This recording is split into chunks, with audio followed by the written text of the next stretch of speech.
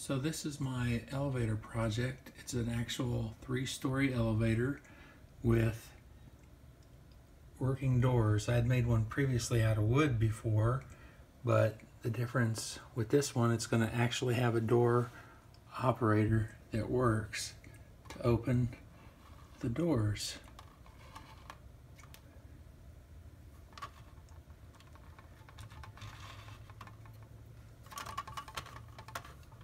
Oops.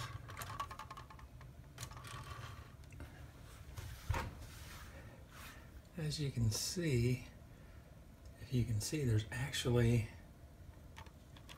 working rollers.